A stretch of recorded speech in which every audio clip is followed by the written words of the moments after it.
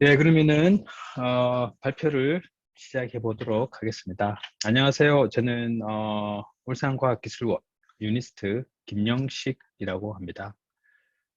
먼저 이런 발표를 할 수 있는 기회를 주셔서 감사드리고요. 보통 저는 이제 그 대학생들 상대로 이렇게 강의를 많이 했었는데 이번에 이렇게 중학생, 그죠? 또는 고등학생 분들한테 발표를 하기 위해서 좀 어떻게 하면 좀 더 쉽고 알기 편하게 할 수 있을까 하는 차원에서 가능한 좀 쉽게 만들어 봤는데 여러분한테 좀 이렇게 도움이 되는 그런 발표 자료가 되었으면 합니다. 저는 오늘 해수 전지에 대해서 발표하도록 하겠습니다.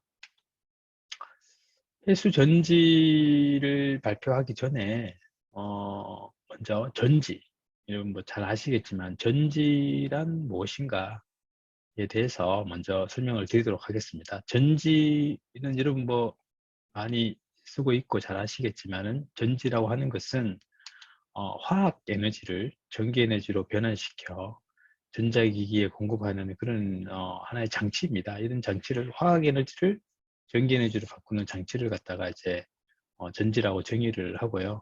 그럼 여기서 이제 말하는 에너지라고 하는 것은 이제 무엇인가라고 보면은 에너지의 기본적인 정의는 보시는 것처럼 일을 할 수 있는 능력을 이제 말하는 거고요. 자연계에 존재하는 모든 생물체는 에너지가 이제 필요합니다. 보시는 것처럼 이제 식물들 같은 경우에는 이제 태양 에너지나 물이나 이제 필요하고요. 이런 식물들을 이제 에너지원으로 하는 이런 1차 소비자, 작은 동물들이 있고, 이런 1차 소비자들을 이제 에너지원으로 사용하는 2차 소비자, 그죠? 큰 동물들이 있고, 이러한 동물들이 나중에 죽게 되면은 이러한 분해자한테 에너지원이 되는 거고, 다시 얘네들이 이렇게 에너지원이 되는. 자연계는 이런 에너지가 이렇게 돌고 도는 형태로 이렇게 되어 있습니다. 자연계에 존재하는 모든 이런 이제 소비자들은 생존에 이제 생존과 번식에 필요한 양만큼만 에너지를 사용을 하고 있는데 인간은 이런 생존과 번식에 필요한 양 이외에도 그보다 훨씬 많은 양의 에너지를 이렇게 전기 에너지로 이제 사용을 합니다. 그래서 우리한테 우리의 생존과 그죠 번식에 필요한 에너지 이외에 너무 많은 에너지를 이제 사용을 이제 하고 앞으로도 이제 더 그런 많은 에너지를 사용하기 때문에 이 보시는 것처럼 1800년대 대비해서 인구는 약 7배 증가했지만 에너지 사용은 100배 앞으로 더 많은 에너지들이 필요하다라는 것을 갖다가 말씀드리고 싶습니다. 에너지에도 법칙이 있습니다. 에너지의 일법칙, 또는 연력학 일법칙, 또는 이렇게 자연 현상이라고 이제 얘기를 이제 하는데요. 에너지 일법칙이 뭐냐? 여러분도 뭐 잘 아는 법칙입니다. 에너지의 총량은 변하지 않는다라는 것입니다. 에너지 총량은 변하지 않는다. 이제는 에너지 보존의 법칙이죠. 그리고 이제 그러면은 에너지는 형태만 변화 가능하다라고 하는 게 이제 에너지 일법칙인데 예를 들어서 뭐 열 에너지가 우리가 화학 에너지를 이제 그죠 석유에다가 불을 붙이면은 이제 불이 이제 붙듯이 화학 에너지가 열 에너지로 갈 수도 있고 열 에너지로 기계 에너지로 갈 수도 있고 기계 에너지 다시 전기 에너지로 갈 수도 있고 전기 에너지 다시 화학 에너지로 갈 수도 있고 그러니까 에너지의 총량은 변하지가 않습니다. 변하지 않고 단지 우리가 할 수 있는 것은 에너지의 형태만 디바이스를 통해서 변환시킬 수가 있다라고 하는 게 이제 에너지의 이제 1법칙 또는 자연의 법칙이라고도 하고요. 우리가 뭐 잘 아는 에너지 2법칙 또는 연력학 2법칙이 무엇인가? 이것도 자연 현상입니다. 뭐냐면은 에너지는 흐른다. 그러니까 에너지의 총량은 변하지 않는다. 에너지는 형태만 이제 변하는 게 가능하다. 그리고 이제 에너지의 이제 이 법칙은 에너지는 흐른다. 어디로? 에너지는 높은 곳에서 낮은 곳으로 흐른다. 그죠? 아주 잘 알려진 사실이고 우리가 항상 보는 겁니다. 그래서 자연의 법칙이라고도 하고요. 에너지는 흐른다. 어디서? 뜨거운 곳에서 낮은 곳으로 흐른다. 라고 하는 게 이제 에너지의 이급칙. 너무 당연한 얘기죠. 총량은 변하지 않고 에너지는 흐른다. 자, 이것을 이용을 해가지고 우리가 이제 전지라든지 에너지 저장이라든지 같은 걸 설명을 할 겁니다. 자, 에너지는 높은 곳에서 낮은 곳으로 흐른다. 에너지의 형태는 변환 가능하다. 라고 보면은, 자, 이걸 하나의 어떤 물건이라고 이제 본다고 하면은, 뭐, 전자라고 얘기할 수도 있고요. 뭐, 물분자라고도 얘기할 수도 있고, 뭐, 다른 물건이라고도 이제 본다고 하면은, 같은 높이에 있는 이런 얘들은 이제 흐르지가 않습니다. 이동하지가 않죠. 근데 우리가 얘네들을 갖다가 높이차를 하나는 낮게, 하나는 높게 이렇게 주게 되면은, 여기 위에 있는 얘네들이 흐르죠. 높은 곳에서 낮은 곳으로 흐르기 시작합니다. 이게 높이차를 주게 되면은 이 높은 것이 이런 것들이 그죠? 우리 자연계에서는 폭포가 될 수가 있죠. 폭포가 될 수도 있고, 자, 이런 에너지가 흐르는 거예요. 이제 이렇게 물 분자가 흐르는 에너지가 흐르는 거고, 이런 에너지를 우리는 이제 운동 에너지라고 이제 하는데, 이렇게 흐르는 에너지에다가 우리가 이런 디바이스, 그죠? 이런 디바이스를 대게 되면은 이런 운동 에너지가 기계 에너지로 변환시킨다는 것을 우리 그 조상들 앞에 있는 이제 사람들이 알게 돼서 이제 물레방 같은 걸 사용을 해서 기계 에너지로 변환시켜서 쓴 거고, 현대에 와서는 이런 기술들을 갖다가 좀 더 디벨롭 시켜 가지고 이런 이제 털바이 같은 걸로 해서 수력 발전소 이런 운동 에너지를 전기 에너지로 변화시키는 장치를 우리가 이제 만들어낸 거죠. 이런 두 이제 컨셉에서 시작을 해서, 자, 에너지는 저장이 가능하다. 그죠? 에너지는 변환 가능하다를 본 거죠. 에너지가 흐른다. 흐르는 에너지를 변환 가능하다. 어떤 디바이스를 통해서 그런 것을 받고, 에너지는 저장이 가능하다라는 게 이제 한데요. 그러면 이런 에너지 낮은 곳에 있는 물 분자를 다시 우리가 높은 곳으로 이렇게 올릴 수도 있습니다. 올리기 위해서는 외부에서 에너지를 줘야 돼요. 외부에서 에너지를 주게 되면은 낮은 곳에 있는 이런 물건을 높은 곳으로 이렇게 올릴 수가 있다라는 게 되고, 뭐 흔히 보는 우리가 이제 펌프 있죠. 물펌프를 이용을 하게 되면은 낮은 곳에 있는 물을 높은 곳에 올리게 되고, 높은 곳에 있게 되면은 다시 에너지가 저장 가능하고, 그게 뭐냐? 이렇게 댐 같은 걸 볼 수가 있습니다. 우리가 낮은 곳에 있는 물을 갖다가 만약에 전기가 정말로 많이 남아돈다라고 하면은 이제 이런 디바이스를 이용을 해서 낮은 곳에 있는 물을 넣어서 저장시킬 수도 있고요. 안 그러면은 이제 빗물이 왔을 때 저장해 놨다가 이제 이런 운동 에너지를 저장을 할 수가 있어요. 그래서 에너지는 저장 가능하다. 뭐 이런 저장을 했다가 다시 그죠? 흘려보내면서 전기 에너지를 변환시키면 되죠. 근데 문제는 이게 이제 스테이셔너리라고 해서 아주 큰 디바이스, 그죠? 이게 하나의 디바이스죠. 이게 필요한 거고, 우리 사람들은 이런 에너지 저장이 가능한 조그만 디바이스가 없을까라고 이제 고민하다가 맞는 게 그죠? 그 전지라는 것이죠. 그럼 전지라고 하는 것은 아까 제가 이제 말씀드린 것처럼 화학 에너지를 전기 에너지로 변화시켜서 저장을 시켜서 바꾸는 장치다. 이렇게 이제 볼 수가 있고요. 그러면은 화학 에너지를 어떻게 해서 저장을 하지? 라고 이제 보면은 두 개의 화학 물질을 사용을 해요. 두 개의 화학 물질을. 그래서 여기 보시면은 두 개의 화학 물질 어떤 걸 사용하냐? 주로 화학 물질 여기에 있는 우리가 주기율표에 보면은 이쪽에 있는 화학 물질과 주로 이쪽 편에 있는 화학 물질을 주로 사용을 해요. 그러니까 이쪽 편에 있는 화학 물질을 어떤 특성을 갖고 있느냐? 바로 주기율표에 보면은 전자, 체외각 주기율표, 전자가 한 개가 있어요.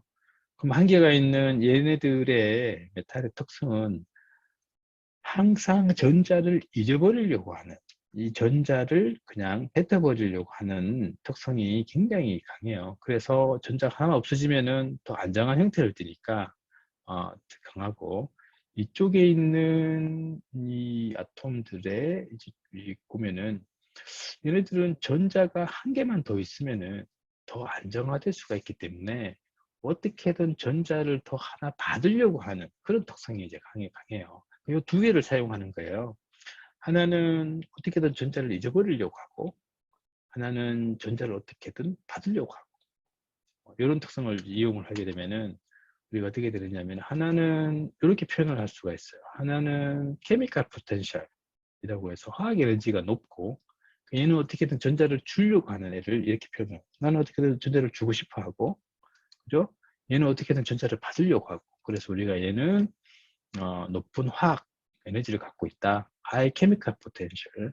얘는 이제 로우 케미컬 포텐셜로 할 수가 있어요. 그러면은 얘는 전자를 어떻게든 주려고 하는 화학 물질이면은 전자를 어떻게 주려고 하죠. 얘는 전자를 어떻게든 받으려고 하다 보니까 높이차가 생기고 전자를 흐르게 할 수가 있어요. 에너지를 흐르게 할 수가 있어요. 그럼 이 두 개를, 화학물질 두 개를 이용해서 에너지가 흐르는 거예요. 이제 전자가 흐르는 거예요. 그럼 에너지가 흐르면은, 그죠? 변환 가능한 거죠. 그래서 좀 전에 말씀 이제 드린 것처럼, 하나는 이제 리튬이라는 물질을 쓰고, 예를 들어서 전자를 주려고 하는 경향이 강한 벡터를 쓰고, 하나는 플로라이드, 또 뭐 클로라이드, 또는 그죠, 옥시전 같은 걸 쓰게 되면 얘는 전자를 받으려고 하는 특성이 강하기 때문에, 여기서 얘는 전자를 주려고 하고 얘는 전자를 받으려고 하는, 그래서 전자가 흐른다, 에너지를 흐르게 한다. 그럼 에너지가 이제 흐르면은 이 흐르는 에너지를 전기 에너지로 바꾸는 장치만 나오면 되는 거예요. 이 장치를 우리가 전지라고 이제 하는 거죠. 아까 폭포 같은 경우에는 물이 흐르는 걸 갖다가 기계 에너지로 바꾸는 걸 갖다가 우리가 뭐 물레방아라고 표현을 하기도 하고 터바인이라고 보긴 하지만은, 이렇게 전자를 두 개 흐르게 만들어 놓고 이 전자를 전기 에너지로 바꾸는 것 같다고 우리가 전지라고 이제 하는 거죠. 근데 여러분 보통 이제 이렇게 이게 하나, 얘는 전자를 주려고 하고 리튬, 그죠?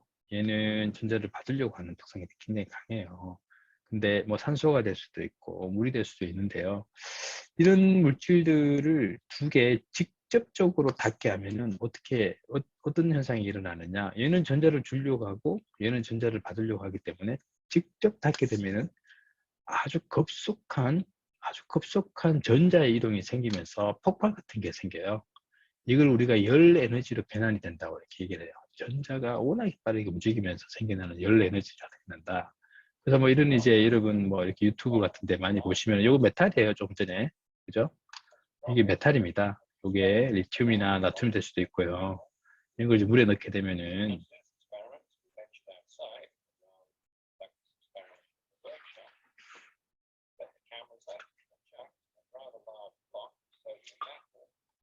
소디움 메탈이라고 이제 얘기하고, 그죠? 이렇게 물에 넣게 되면은 이렇게 윙계가 폭발이 해요. 아주 급속도로 이렇게 하는데, 뭐 유튜브를 찾아보시면은 이런 메탈을 물에 넣었을 때에 폭발하는, 그러니까 직접 닿게 하는 거죠. 직접 전자의 이동이 급속도로 이렇게 흐르면서 하는 걸 많이 찾아볼 수 있고요. 절대로 집에서는 하시면 안 됩니다.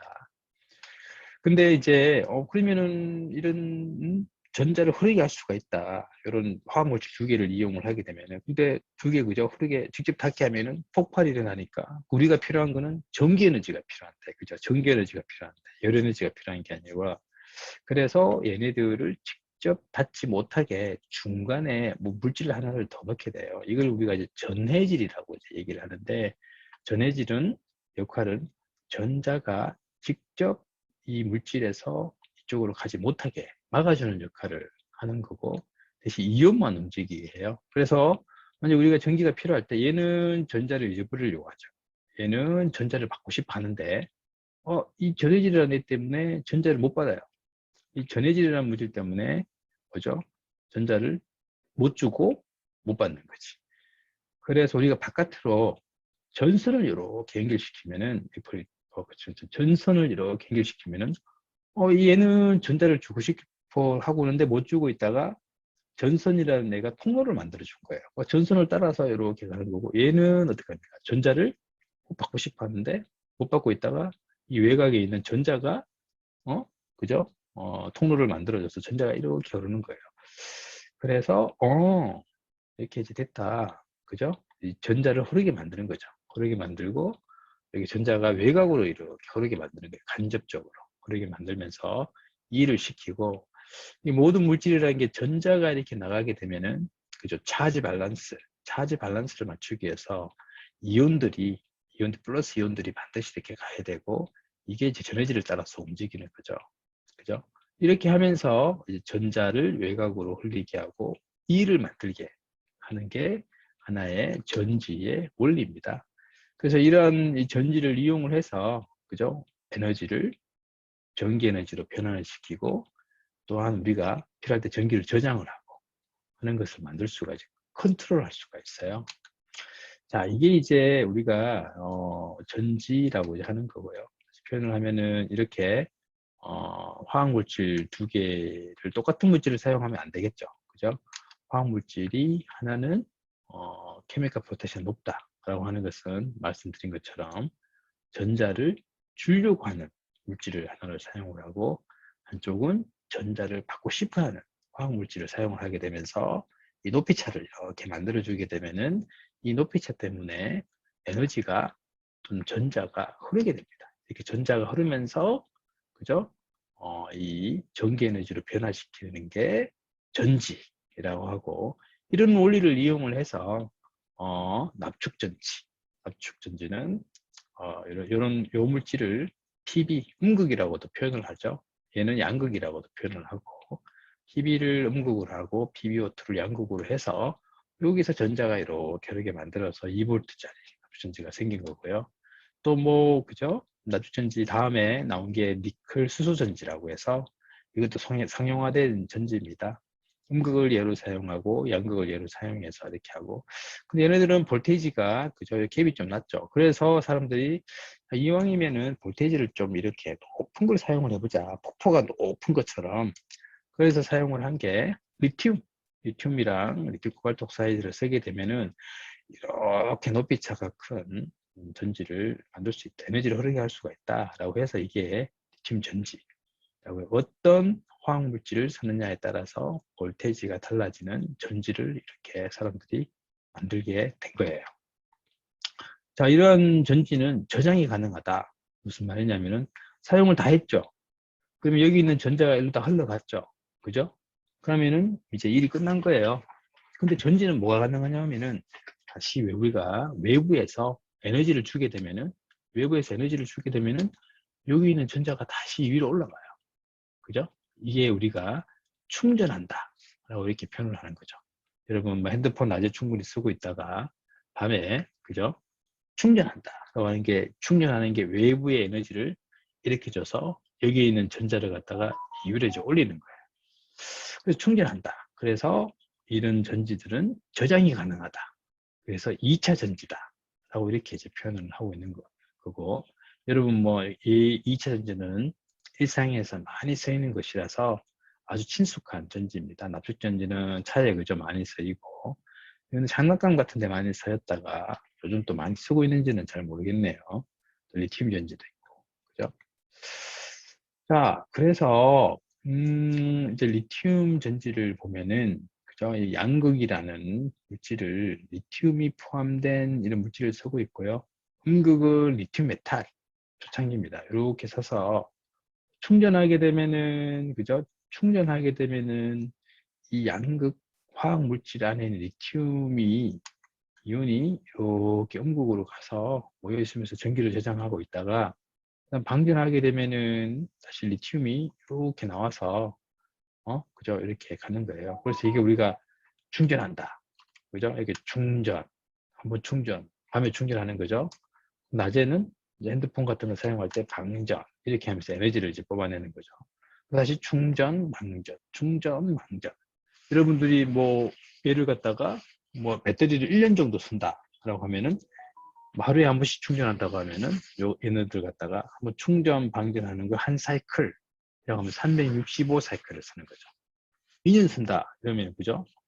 365 곱하기 2 그래서 700 사이클 3년 쓴다 이렇게 해야 되는 거죠. 그래서 보통 리튬 이온 전지 차에 쓰이는 것은 2000 사이클이 돼야 된다. 요즘 이렇게 얘기하는 거죠. 2000 사이클이 되려고 하면 그죠? 한 5년 이상 6년 정도 돼야 이제 2000 사이클 되는 거죠. 자동차에 들어가는 것은. 그래서 이러한 양극 물질을 써고 음극 물질을 써서 이제 4V의 리튬 이온 전지를 만들 수가 있다. 라고 하는 것을 처음으로 이제 개발한 사람이 여기 이제 존 굿이너프라고 하는 교수님이세요. 이게 1922년생인데 아직까지 텍사스 대학교에서 이렇게 이제 활동을 하고 계시고요. 나이가 많으시지만 제가 옛날에 박사 이후 과정 때 이분이랑 같이 공부를 했었어요.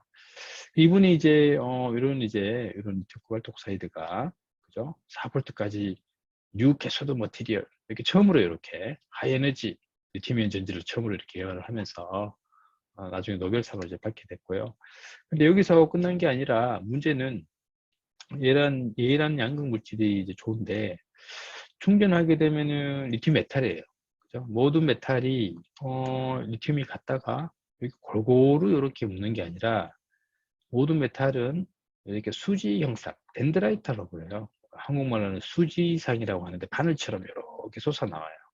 왜냐면은 리튬이 이렇게 갔다가 다시 방전하면은 다시 일로 갔다가 충전하면은 다시 얘가 어떻게 가느냐면은 이렇게 생겨요. 자꾸 얘들이. 왜냐면은 골고루 이렇게 생기는 것보다 리튬이 한 방향으로 이렇게 생기는 게 에너지가 덜 들거든.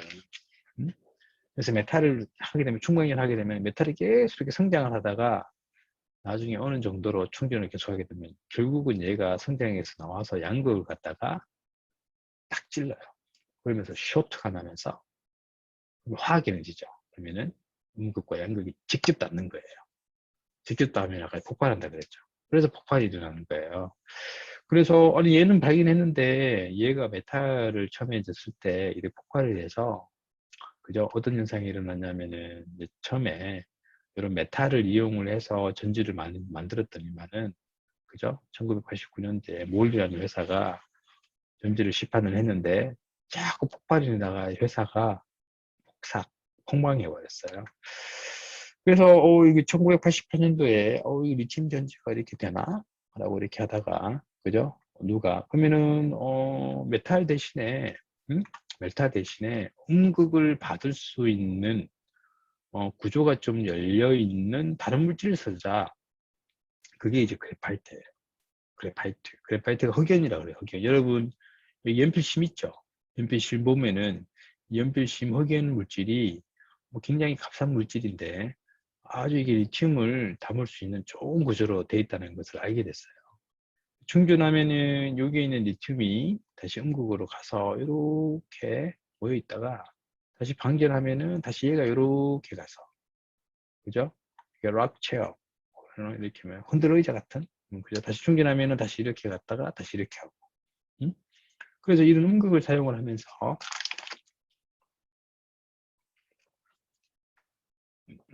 이런 음극을 사용을 하면서 이제 리튬 이온 전지가 더 이상 트이지 않게 된 거죠.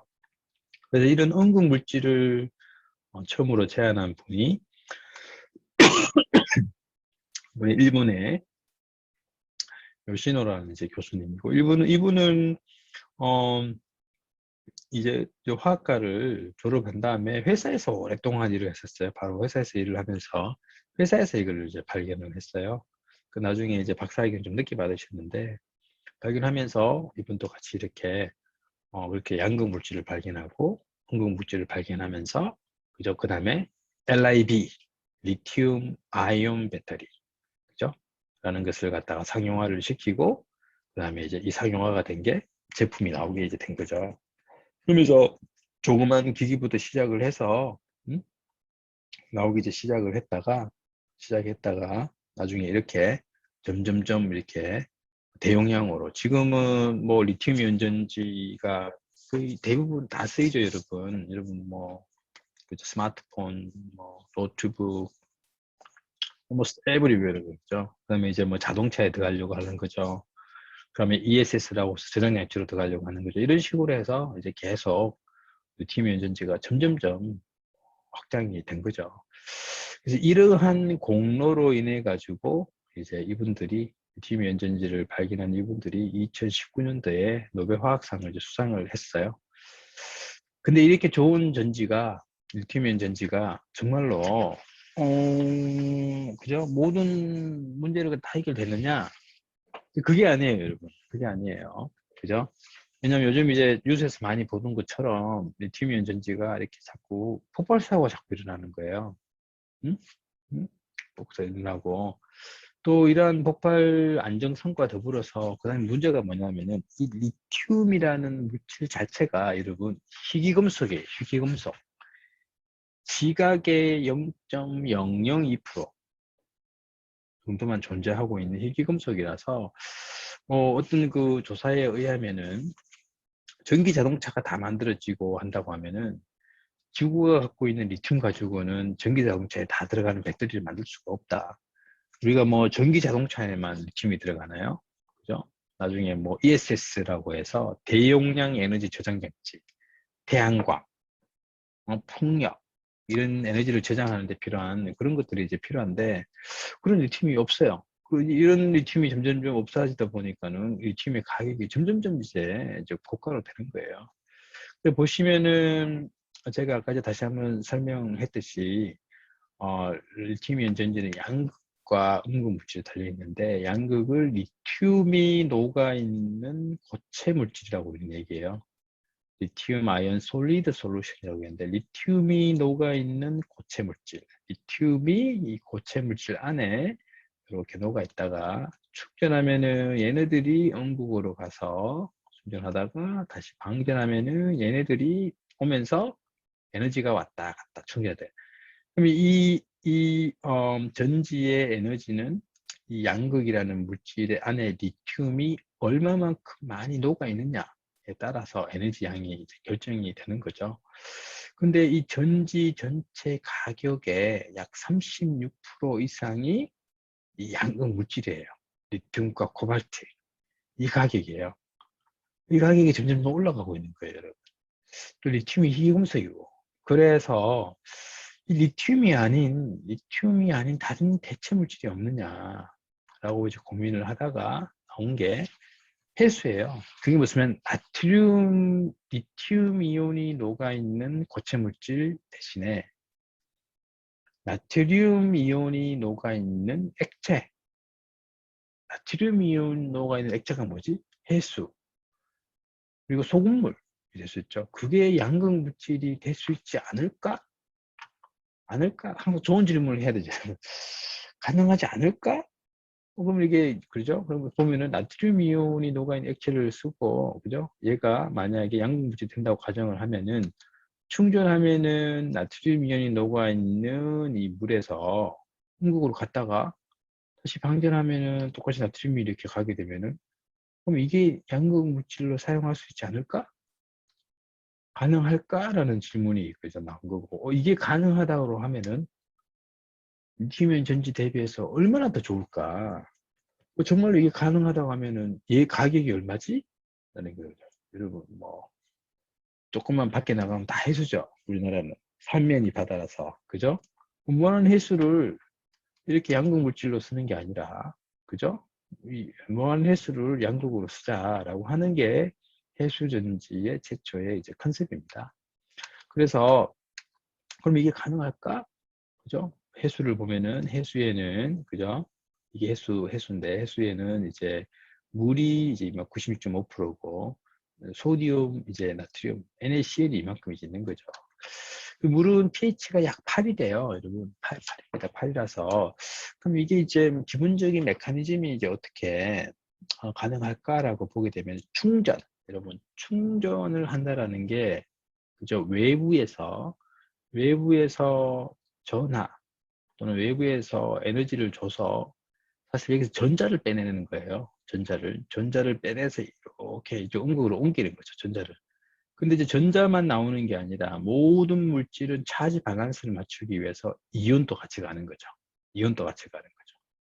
그러니까 여기서는 이제 나트륨만 통과하는 고체 전원지를 쓰게 되면은 나트륨 이온이 이렇게 가고 전자는 이렇게 나오는 거죠. 그럼 바닷물에서 전자가 나올 수 있는 거는 두 가지 경우가 있다고 보면 됩니다. pH가 8인 경우에는 OH-에서 전자가 이렇게 나올 수가 있고요. 그 다음에 바닷물 소금이 있죠. 소금에서 NaCl-에서 전자가 이렇게 나올 수도 있어요. 근데 하지만 보면은 요 볼테지가 더 안정하게 일어나기 때문에 대부분의 충전할 때는 이런 반응이 일어나요. 충전하게 되면 전자가 전자가 OH-에서 이렇게 나가면서 여기 있는 나트륨이 이렇게 들어가서 충전이 되고 방전하면 다시 NA가 이렇게 나와서 전자가 이렇게 나오는 이제 원리예요.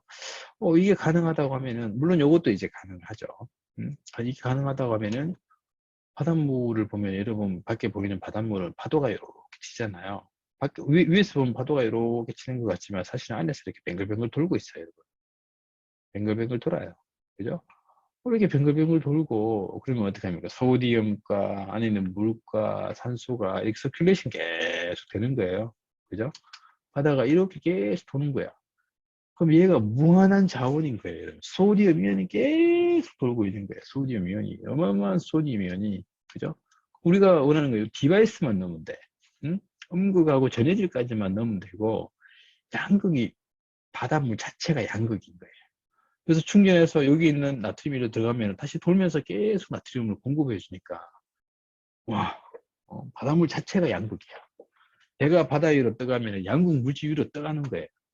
그럼 우리는 이런 디바이스만 만들면 되지 않느냐 라는 게 이제 아이디어고 푸르면 자 야 이거 정말로 되면은 정말 쿨하다 대박이다 그러면 이게 가능한지부터 볼까? 그런 고민을 해봐야 되겠죠. 그러면은 작게 만들어서 한번 해보자. 그죠? 그래서 나트륨 일단은 나트륨 이온만 통과하는 세라믹 전해질을 만들고 이 세라믹 전해질을 이제 기초로 해서 여러 가지 디바이스를 간단하게 만들어요. 만들어서 이게 이제 리튬 이온 코인셀이라면 이렇게 세라믹을 만들어서 이렇게 만들어서 바닷물에 넣어서 충전만 해보는 거예요. 충전하고 방전해보는 거죠. 그죠? 이런 컴포넌트를 만든 다음에 그래서 처음에는 우리가 어떻게 했냐면은 이걸 만들어서 야 바닷물을 일단 구매를 한번 해보자. 구매를 해서 사용해보자.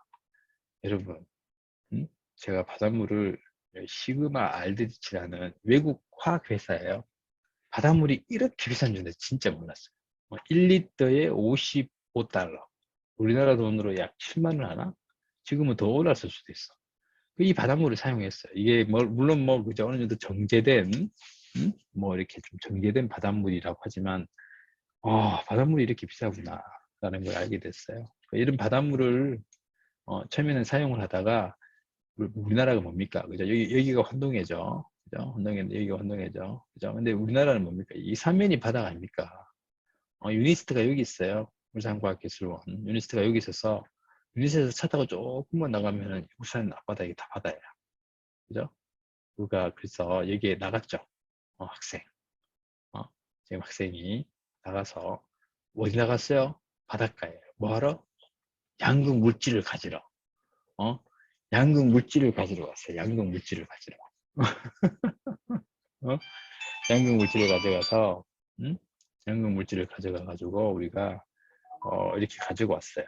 이런 화학 물질을 가지고 와서 그래서 이게 화학 회사에서 산 그죠? 화학 그 해수랑 이런 바닷가에서 가지고 온 해수랑 비교해 봤을 때 이 조성의 차이가 그렇게 나지는 않아요. 나지도 않고 해서 우리가 그 다음부터는 이런 바닷가에서 가지고 온 바닷물을 가지고 직접 우리가 만든 셀을 가지고 직접 충전 방전이 가능하다. 충전 방전. 와 이거 가지고 우리가 충전 방전 가능하구나. 얘가 양극 물질로서 사용 가능하구나 라는 것을 갖다가 이제 처음으로 이제 알게 된 거죠. 그때는 출력은 이제 비교해 봤을 때 리튬 이온 전지 출력이고 현재 그죠? 이게 해수 전지의 출력은 물론 뭐 한 10분의 1 정도보다 약간 더 높지만 처음에 지금은 상당히 좋아졌어요. 야 이게 출력도 이렇게 나오고 바닷물로 이용을 해서 또 충전 가능하구나 라는 것을 갖다가 우리가 처음으로 이제 알게 됐죠. 그래서 뭐 여기 보시는 것처럼 우리가 여기 책을 만들어서 그죠? 이렇게 만들어서 불 나오죠. 그죠? 코인셀 만들어서 이렇게 좀 유튜브 같은 거 찾아보면 코인셀에 불 들어오는 것을 볼 수가 있어요. 이 바닷물에서 전기가 찾아가구나 라는 것도 알게 됐고 뭐 최근에는 여기는 이제 학생들이 좀 더 재밌게 자동차를 만들었어요. 만들어서 해수전지를 이렇게 넣으면은 이게 충전해서 바닷물로 해가지고 이렇게 쭉 또 가는구나 라는 것을 갖다가 이렇게 보시면 이렇게 했으면 쭉 움직여요. 이렇게 좀 움직여요. 이게 가능하구나 라는 것을 갖다가 이제 알게 됐죠. 그래서 저희들이 이렇게 작은 셀로, 그죠? 이 코인셀, 해수전지라는 여러 코인 조그만 걸로, 야, 이 바닷물을 양국으로 사용할 수 있다. 라는 것을 갖다가 이제 그 컨셉, 개념을 증명을 한 거죠. 개념을 처음으로 이제 증명을 하고 나서, 증명을 하면 어떻게 돼야 됩니까? 그러면은 실생활에 정말 적용될 수 있는지를 봐야 될 거 아니에요. 리튬 이온 전지도 마찬가지예요, 여러분. 처음에는 이제 코인셀로 처음에 이제 시작을 했다가, 이게 가능하구나 해서 조그만 시계 같은 거 사용을 했다가, 이게, 그죠? 좀 실생활에 적용될 수를 하려고 하면은 이 셀을 갖다가 더 대면적화, 스케일업을 이렇게 시켰듯이 해수전지도 마찬가지로 이런 스케일업을 시키는 작업들을 쭉 해왔어요. 보시면은 리튬이온 전지도 처음에는 그저 개념을 증명을 이렇게 조그만 셀로 증명하고 또 조그만 이런 디바이스 같은 데 적용을 하고 나서는 셀을 대면적화 이렇게 시키면서 지금은 자동차용 셀, 그죠? ESS용 셀, 요거는 이제 노트북용 셀, 뭐 이런 식으로 이제 18650 셀 이렇게 같이 해수전지도 지금 보시는 것처럼 조그만 코인셀로 시작을 해서 이 셀을 대면적화시키는 작업들을 지금 계속하고 있는 중입니다. 실생활에 응용하기 위해서. 자, 그래서 우리가 이 셀을 만들고 나서는 이 셀을 적층을 해가지고 이제 실생활에 이제 적용할 수 있는 것을 갖다가 우리가 이제 해봤고요. 보시면은, 그럼 우리가 이 얘를 이제 해수전지를 어디다가 적용을 할까? 물론 뭐 적용할 수 있는 분야는 굉장히 많지만, 어디다가 이제 처음부터 한번 적용을 해볼까? 라고 이제 찾았던 곳이 이제 등부표. 여러분이 해안가에 가면 등부표 같은 거 있죠? 이 등부표가 보면은 이제 해양 이런가에 반드시 전기가 필요한데요. 문제는 여기까지 우리가 전선을 연결시킬 수가 없어요. 물론 바다로 필요한 거 연결시키는데 이거 하나 때문에 육지에서 전선을 끓여와서 연결시키면 너무 이제 비싼 거죠.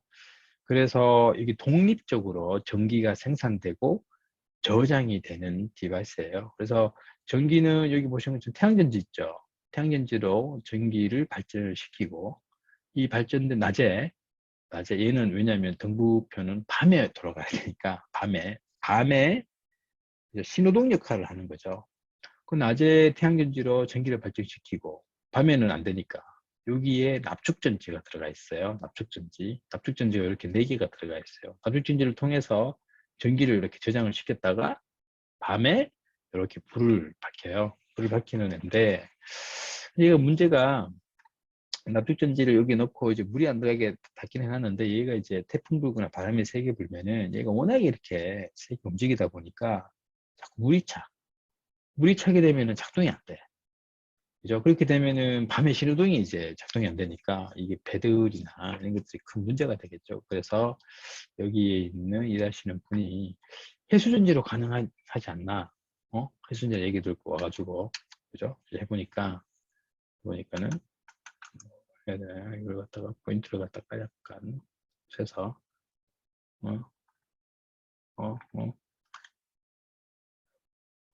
포인트, 됐습니다. 해수전지를 우리가 요 등을 가지고 왔어요.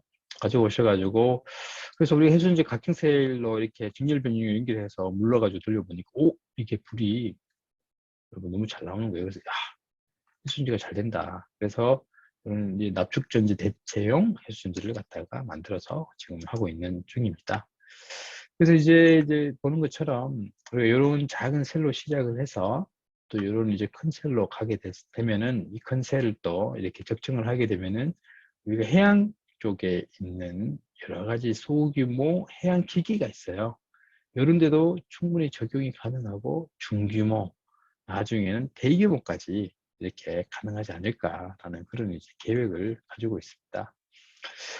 그래서 여러분 지금 제가 지금까지는 해수 전지에 대한 얘기만 했잖아요. 전지라고 하는 것은 그저 전기를 저장을 했다가 저장된 전기를 사용하는 이제 그런 이제 기기인데 그걸 바닷물을 이용해서 그리고 저희들이 바닷물을 이용해서 해수 전지를 개발하고 있는 중에 아주 재밌는 것을 또 발견했어요. 얘는 이제 우리가 보통 전지는 충전하고 여기서 방전 이렇게 하는데 이런 충전하는 부분과 방전하는 부분을 이렇게 따로 만들어 놓게 되면은 충전은 충전만 하고 방전은 방전만 하게 되면은 충전할 때 제가 말씀드렸듯이 그죠? NA가 나가고 CL2를 빼낼 수가 있어요. NA가 CL2를 빼낼 수 있어요. 이것처럼 충전하게 되면 NA가 이렇게 가고 CL2를 OH-에서 마이너스를 뺄 수도 있지만 CL에서 마이너스를 빼게 되면 CL2 가스를 이렇게 포집할 수 있어요. 그게 무슨 말이냐면은 무슨 말이냐면은 우리가 충전을 할 때 나트륨과 소금이 빠지는 원리다 보니까 담수를 만들 수도 있지 않습니까? 그죠? 담수를 만들어요. NA와 CL이 빠진 담수를 만들 수도 있다라는 것을 알게 되었고, 또한 방전을 하게 되면은 이렇게 여기 나트륨이 이렇게 가서 물이랑 반응하면 수소로 나올 수도 있고, 또 이 나온 NaOH가 CO2 포집도 할 수 있다라는 이런 부가적인 기능을 갖다가 저희들이 발견을 해서 같이 하고 있어요. 그러니까는 이렇게 충전할 전기 저장뿐만 아니라 이런 부가적인 기능을 사용하면은 담수, CO2 포집까지 할 수 있지 않나라는 이제 그런 이제 기능을 알게 돼서 그러면 그게 어떻게 가능하냐 이 한 시스템에서 우리 지구가 정확하게 그런 역할을 하고 있어요, 여러분. 지구를 이렇게 보면은 이 바다가 매개체 역할을 해요. 바다가 그저 물이 있고 이온들이 있는 거죠. 우리가 이 바닷물을 마시지는 못하죠. 소금 때문에. 그런데 우리가 이 에너지원이 태양이라고 하면은 이 바다가 태양 에너지를 받아서 물을 정발을 시켜요.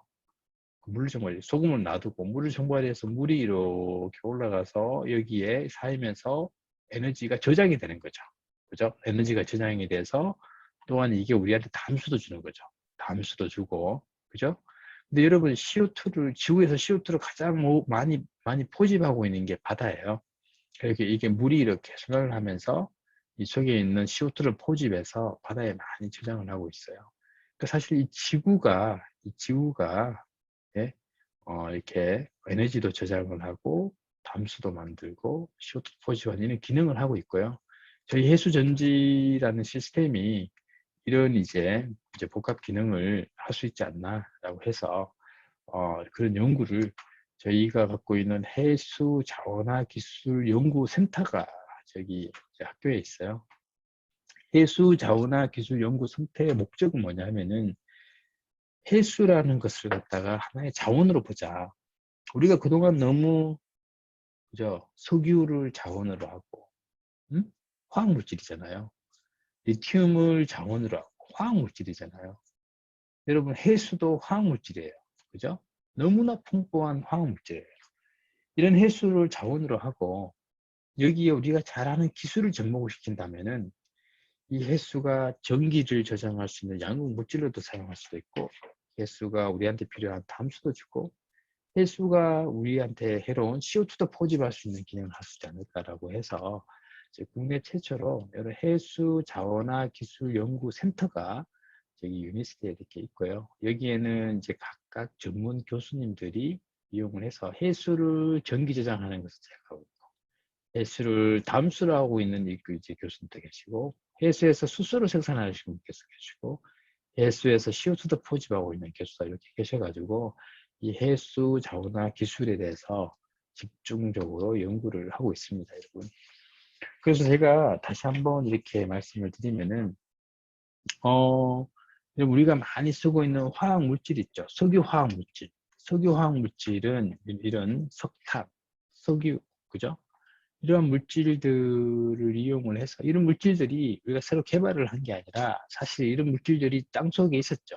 땅속에 있는 것을 발견을 해서 이런 화학물 땅속에 있는 걸 발견을 해서 산소랑 이렇게 반응을 시키니까 화학 반응을 시키는 거죠. 전자가 직접 가면서 불이 나는 거고, 그죠? 이 불, 또 열을 이용을 해서 이런 장치를 이용해서 기계 에너지로 바꾸는 그런 이제 장치인 거죠. 화학 물질을 이용을 해서 열을 이용하고 이 열을 이용해서 얘네들이 기계 에너지로 바꾸는 장치를 개발을 하면서 산업혁명이 일어난 거죠, 여러분. 산업혁명이 일어나면서 세상을 바꾸는 기술이 돼버린 거예요. 그죠? 세상 아직까지도 여전히 정말 바꾸고 있죠. 리튬도 하나의 화학 물질입니다. 여러분, 리튬이라는 화학 물질과 그죠? 전자를 받을 수 있는 다른 물질 두 개를 사용을 하면서 그죠? 전자를 하나는 주고 하나는 전자를 받는 물질을 사용을 하면서 이런 물질을 사용해서 전기를 저장할 수 있는 방법을 찾은 거죠. 그게 하나의 장치죠. 그게 리튬이온 전지라는 것이고, 이런 리튬이온 전지가 개발이 되면서 좀 더 업데이트가 되면서 이것도 세상을 바꾸는 기술이 됐어요. 지금 그죠? 리튬이온 전지를 모든 곳에 사용을 하고 있는 거죠. 그죠? 근데 여러분, 이런 화학 물질이 우리나라에는 없어요. 100% 수입을 하고 있어요. 그러니까 이런 화학 물질을 기계 에너지로 바꾸고 좀 화학 물질을 전기 에너지로 바꾸는 장치 개발을 함으로써 이런 세상을 바꾸는데, 그럼 우리한테 너무나 많이 있는 화학 물질, 또 좀 더 친환경적인 화학 물질, 그런 물질들이 여전히 많이 있을 텐데, 그죠?